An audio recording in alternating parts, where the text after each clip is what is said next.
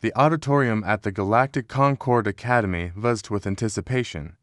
Rows of alien cadets from across the star systems filled the seats, their varied forms tentacled, scaled, and bioluminescent reflecting the diversity of the Concord, a coalition of 47 advanced civilizations. At the front, Professor Zichther, a revered Venari strategist with 4 arms and a crystalline exoskeleton, adjusted the holographic projector. Today's lecture was on the Battle of Cypherus, a flawless victory that had solidified the Concord's military doctrine for 1,200 years. In the back row sat Ensign Maya Alvarez, the sole human exchange student, her dark eyes scanning the room. Her presence was an anomaly. Humans had only joined the Concord 80 years ago, their rapid expansion raising eyebrows among older species. As Zichther began, his voice reverberating through the hall, he described the Cypherus formation, a complex lattice of warships designed to outmaneuver any foe through synchronized precision. Maya raised her hand, her movement drawing curious glances. "Professor," she said, her voice steady but laced with curiosity, "this formation is impressive, but does it account for an enemy that doesn't follow your playbook?" The room froze. Zichther's crystalline facets shimmered with confusion. "Ensign Alvarez, the Cypherus formation has been perfected over centuries. It assumes a rational opponent adhering to established strategic norms." Maya tilted her head, her lips curling into a faint smile. "But what if the enemy ain't rational by your standards? What if they don't care about your norms?" A ripple of murmurs spread through the cadets. A bold-to-carry cadet named Vrenkel, his feathers bristling, stood up. "The Concord's enemies have always respected the principles of civilized warfare. To do otherwise would be chaos." Maya's smile widened, but her eyes were sharp.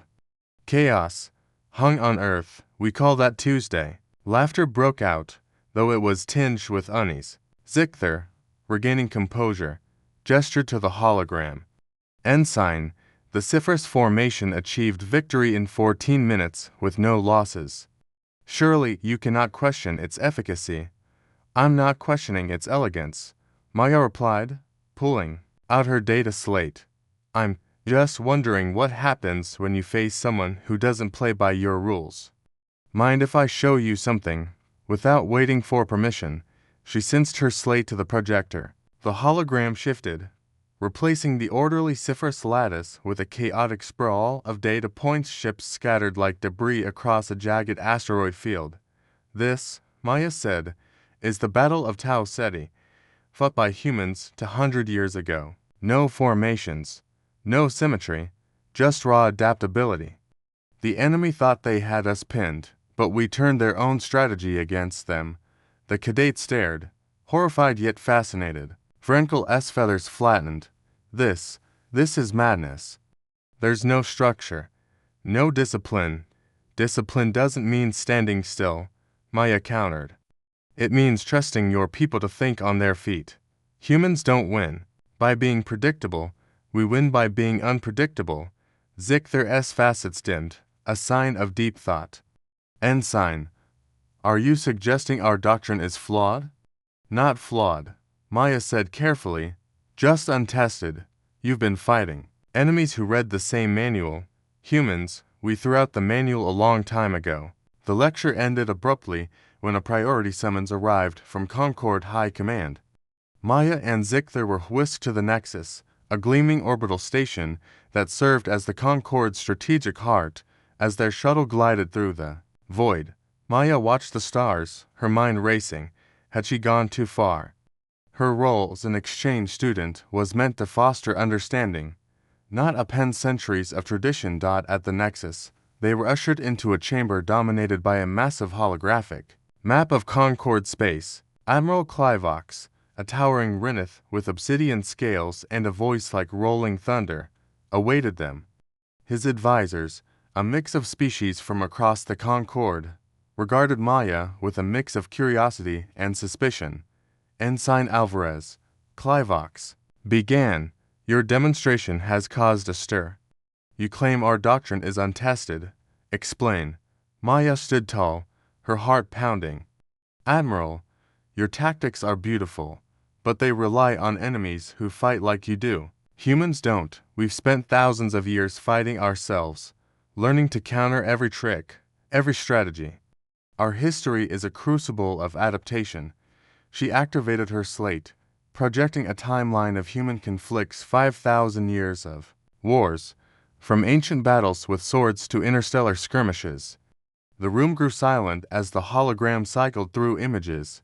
Guerrilla fighters in dense jungles, fleets ambushing each other in nebulae, soldiers using civilian infrastructure as cover.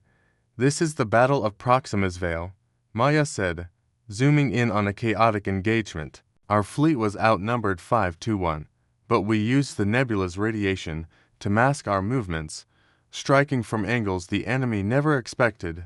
They followed standard doctrine. We didn't. Clivox's scales shimmered with unease. You speak of deception, of abandoning order. This is not warfare. It is anarchy. It's survival, Maya corrected. Humans don't fight to look good, we fight to win. An advisor, a delicate Solari with translucent wings, spoke up. Ensign, are you saying humans are inherently superior in combat? No, Maya replied, we're just different. Your doctrine assumes cooperation. Ours assumes chaos. We train for the worst-case scenario. Always. Clivox leaned forward. Show us. Maya hesitated, then loaded a simulation of the Cypherus battle, but with a twist. She programmed the enemy fleet to behave like a human force-breaking formation, using asteroids as shields, targeting weak points with surgical strikes. The Concorde's elegant lattice collapsed within minutes, its ships outmaneuvered and isolated. The advisors gasped. Clivox's eyes narrowed. This is unsettling. If true, our entire strategic framework is vulnerable. It's not about vulnerability, Maya said. It's about adaptability. Humans learned to fight in chaos because we had to. You can learn it too. Word of Maya's demonstration spread like wildfire. Within days, the Concorde's military academies were abuzz with debate.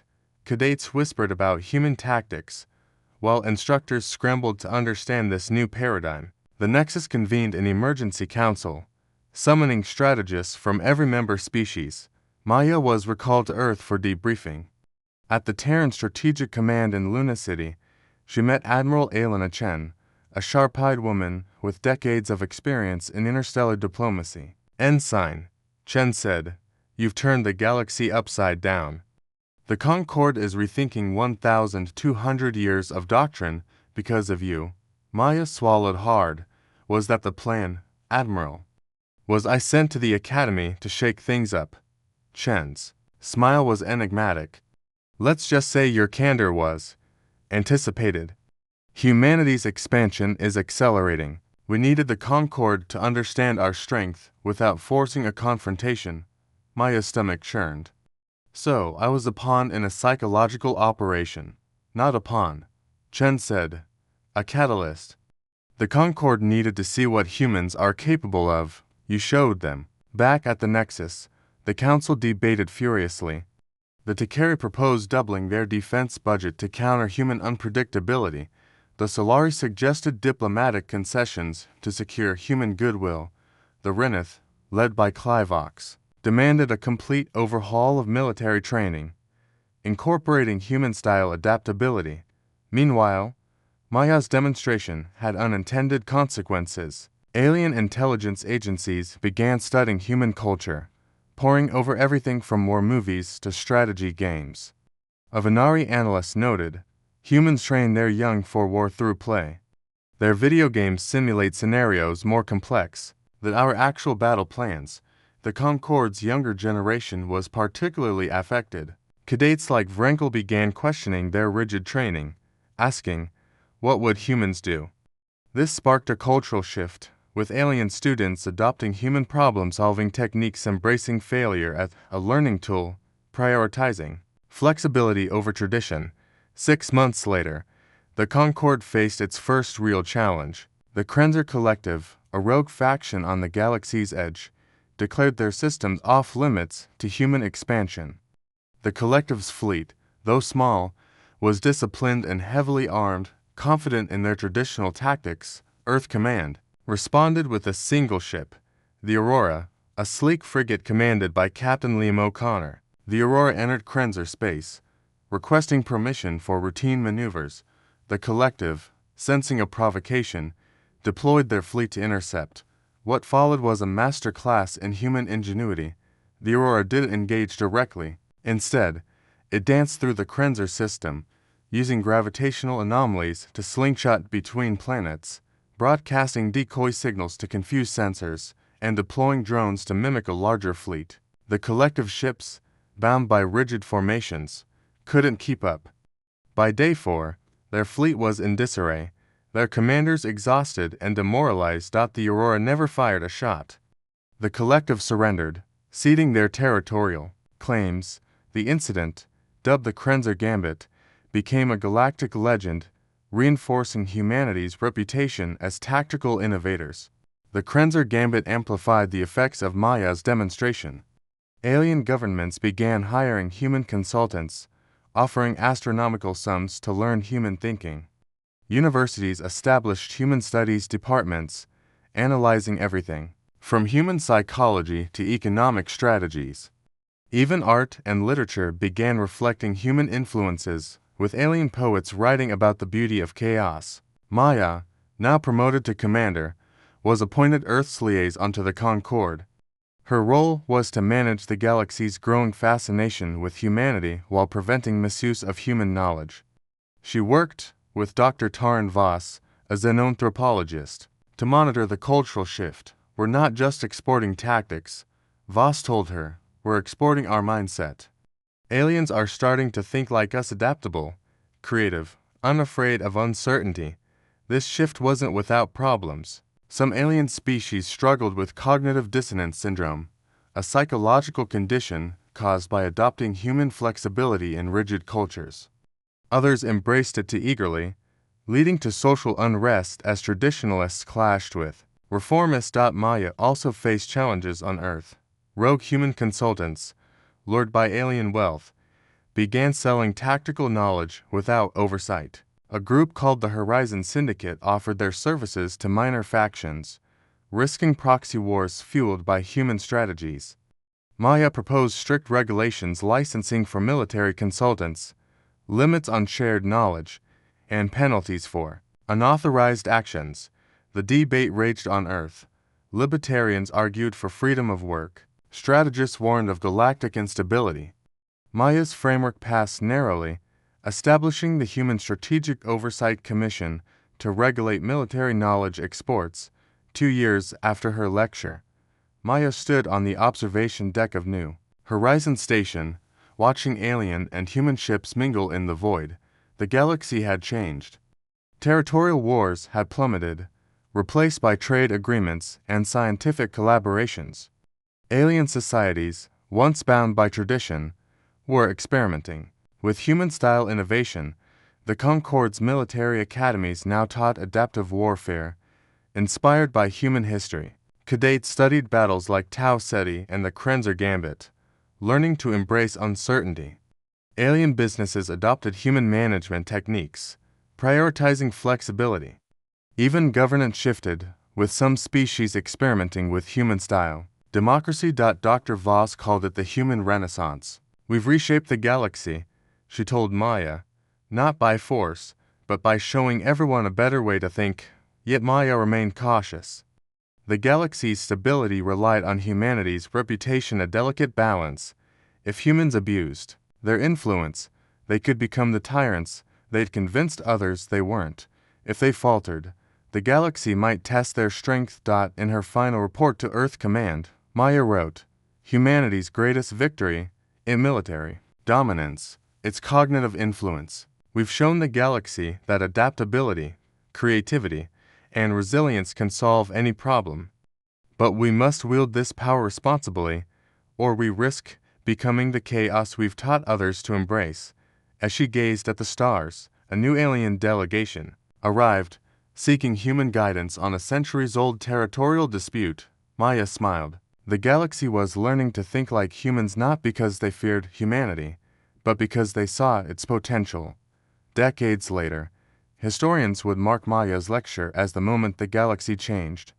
The Concord, once a rigid coalition, became a dynamic alliance driven by human-inspired innovation.